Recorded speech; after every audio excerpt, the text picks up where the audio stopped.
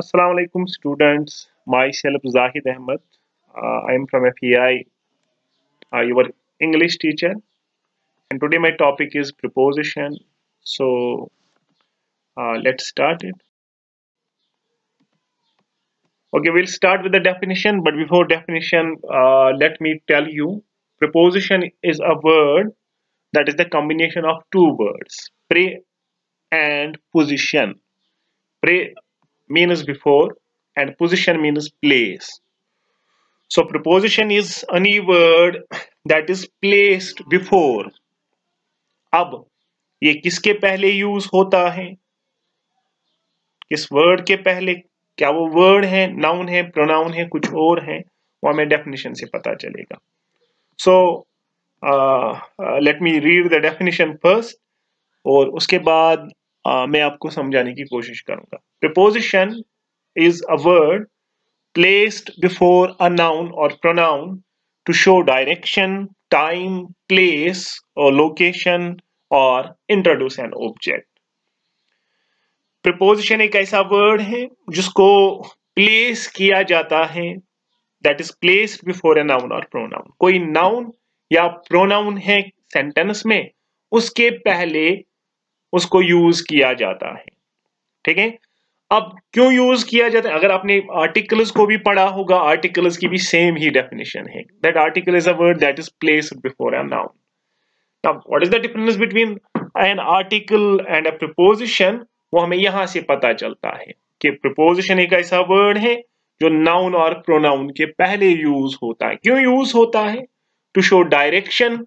या तो उस वर्ड से हमें सेंटेंस में डायरेक्शन का पता चलेगा, टाइम या फिर टाइम का पता चलेगा, प्लेस लोकेशन, प्लेस या लोकेशन का पता चलेगा, और इंट्रोड्यूस एन ऑब्जेक्ट, या फिर उस सेंटेंस में प्रीपोजिशन के बाद एक ऑब्जेक्ट को इंट्रोड्यूस किया जाएगा.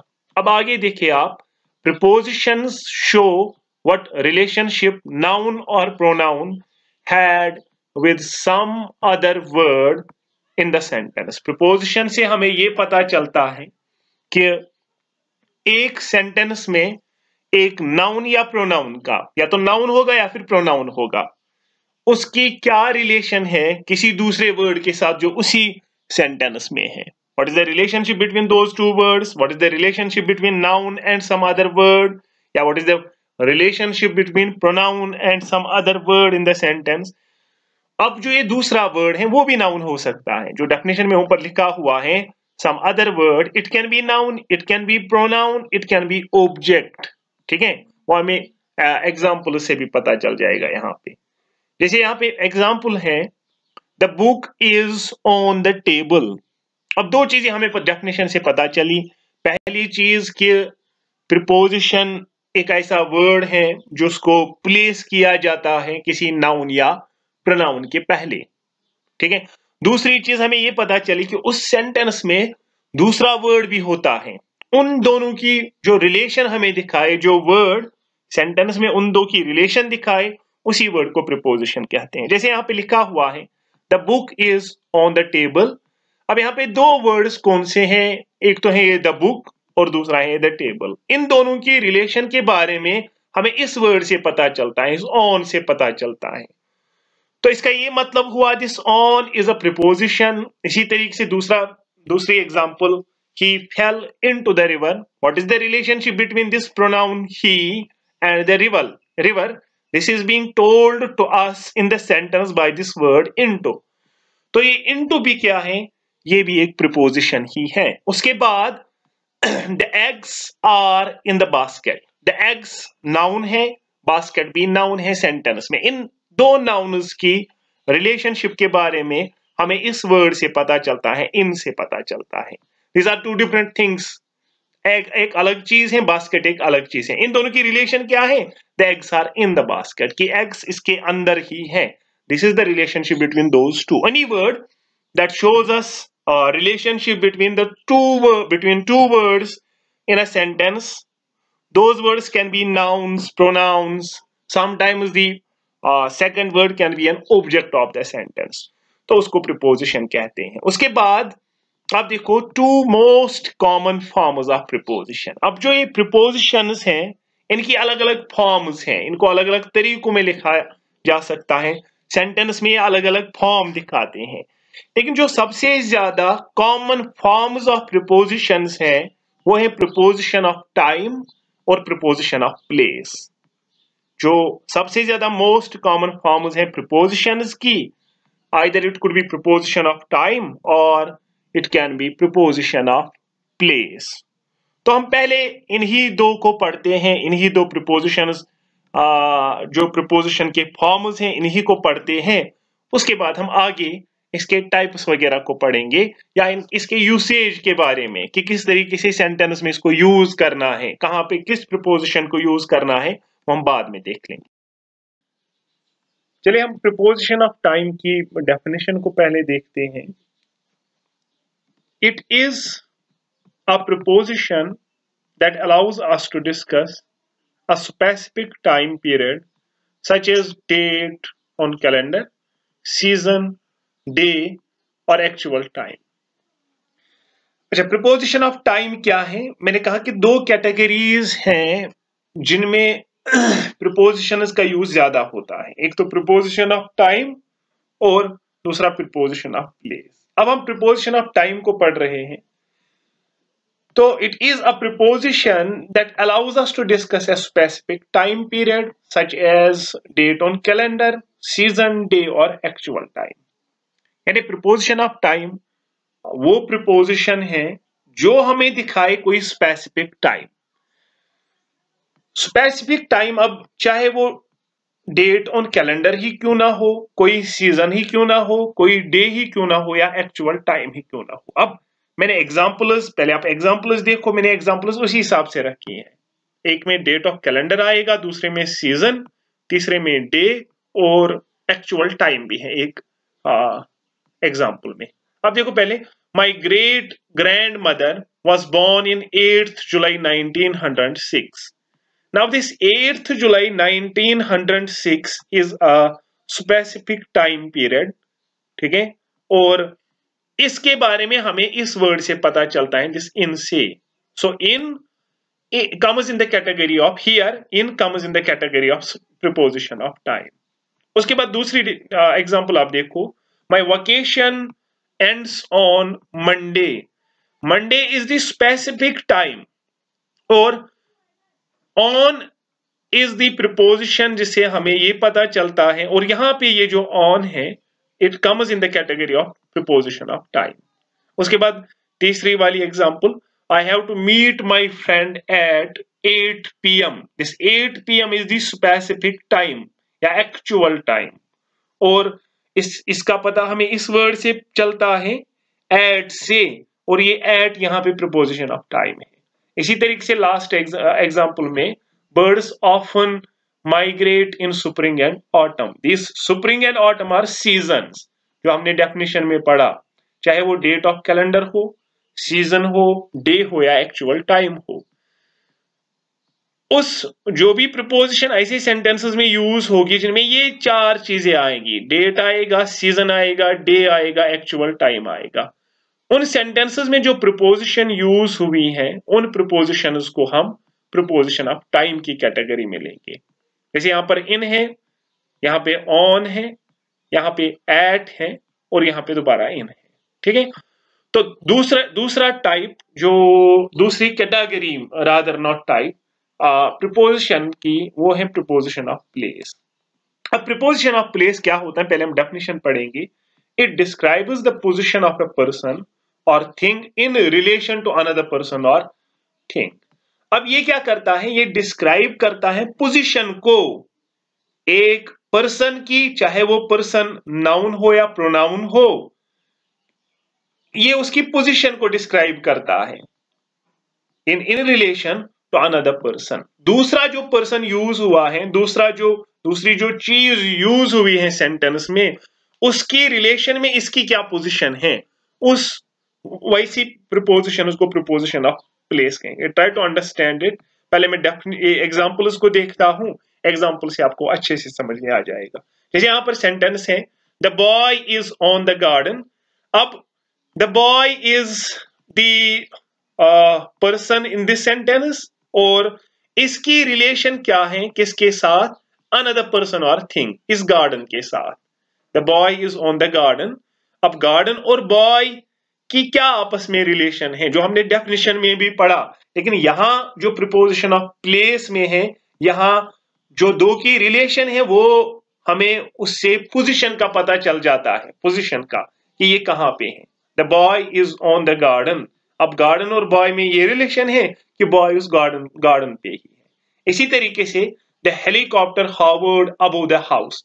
दिस अबव इंडिकेट्स कि ये जो हेलीकॉप्टर है इस हाउस के ऊपर है, और यहाँ पे ये प्रिपोजिशन ऑफ प्लेस आता है। इसी तरीके से राम सैट बिसाइड श्याम, यहाँ पे beside is preposition of place, और इसी तरीके से she puts the key under the door mat.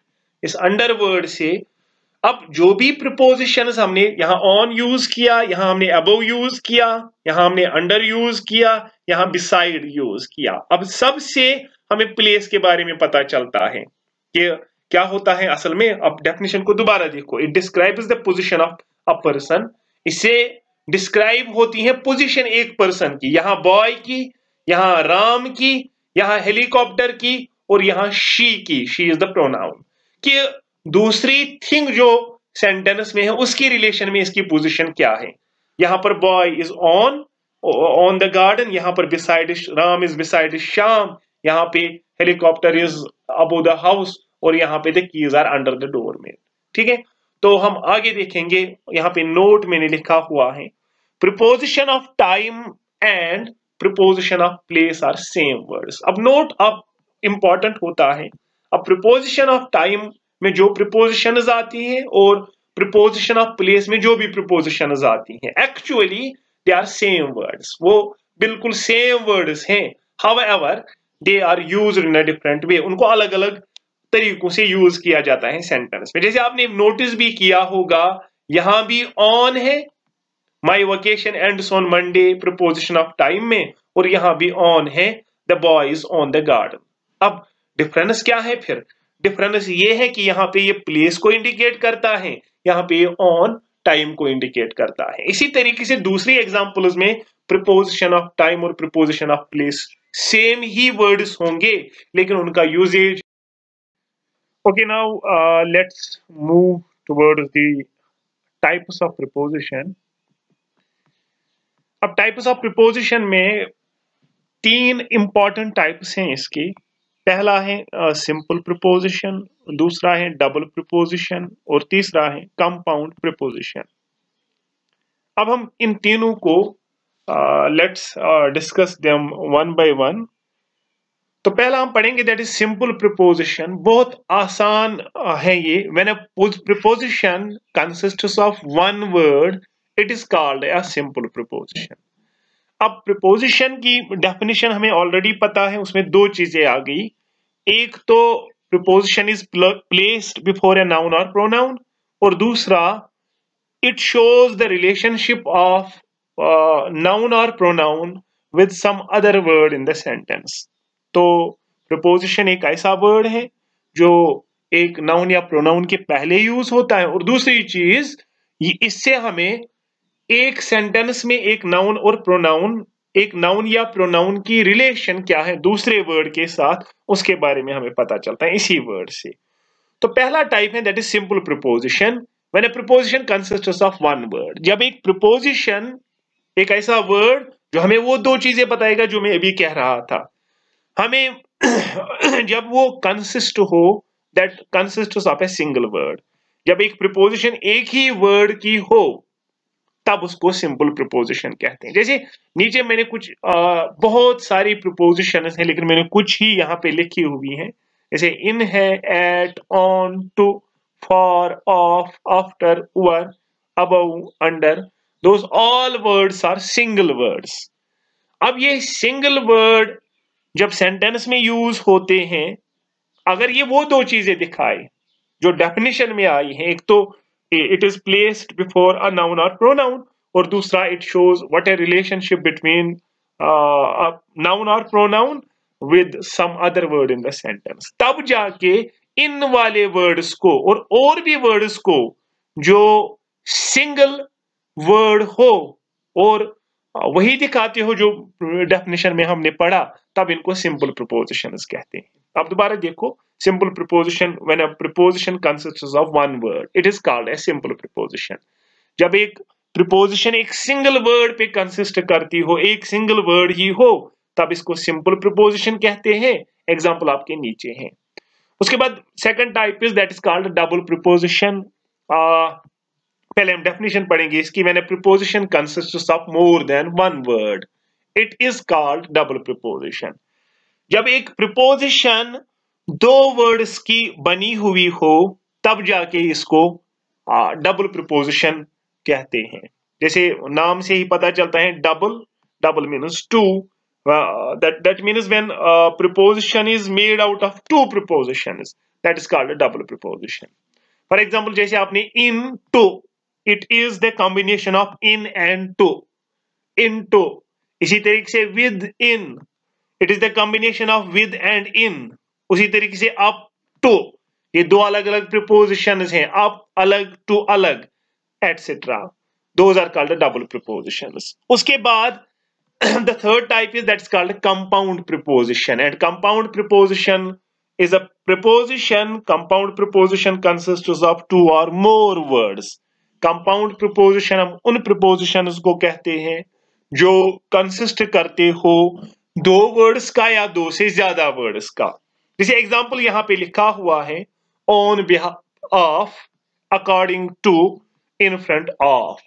अगर ये वर्ड्स यूज हुए हो एक सेंटेंस में, ये दिखाने, एक तो नाउन या प्रोनाउन से पहले, और दूसरा ये हमें रिलेशनशिप दिखाए, what is the relationship of noun and pronoun with some other word in the sentence, then those are compound prepositions.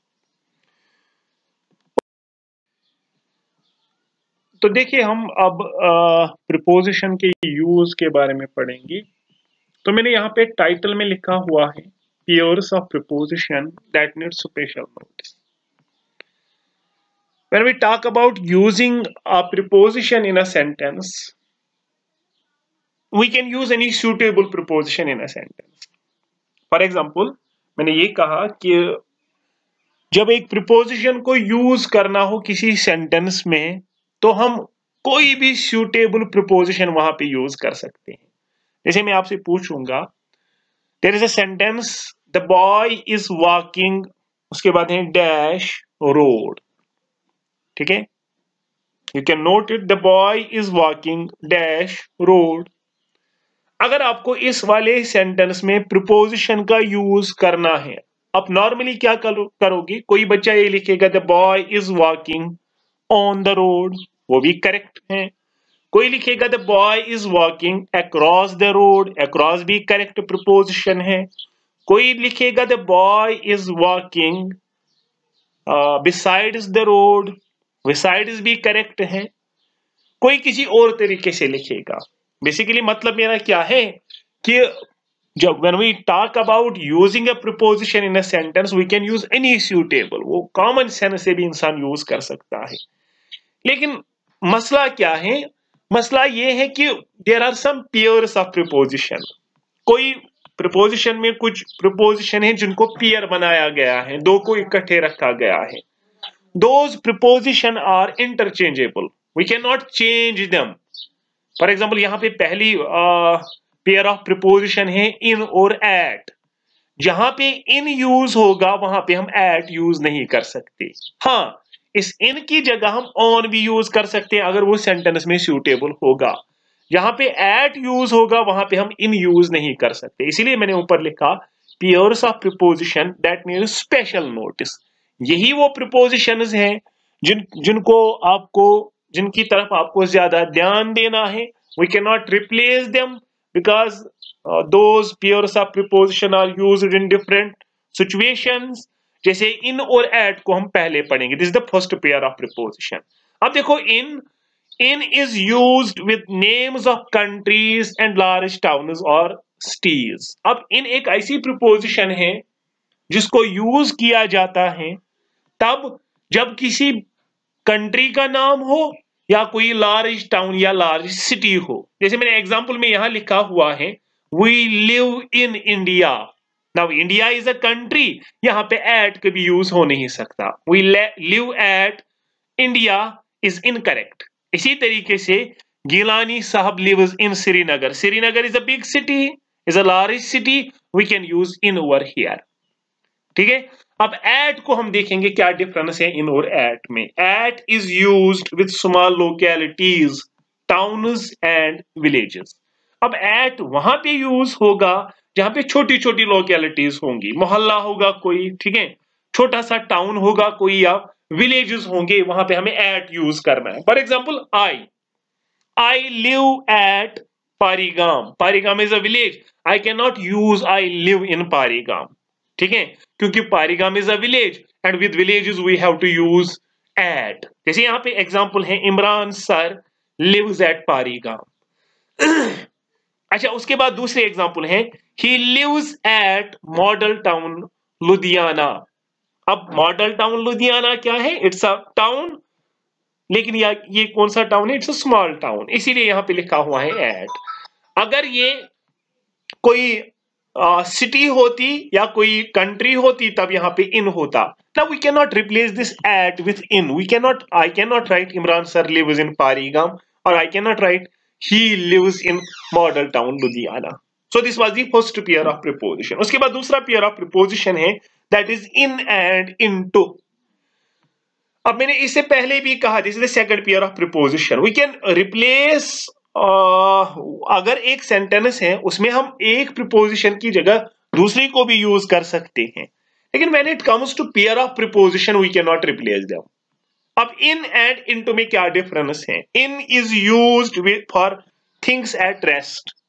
अब इन उन जगह पे यूज होता है जब हम इन और इनटू को कंपैरिजन में पढ़ते हैं। इन वहां पे यूज होगा, उन थिंग्स के लिए यूज होगा जो रेस्ट में होंगे। ठीक है, रेस्ट आपको पता है, रेस्ट और मोशन।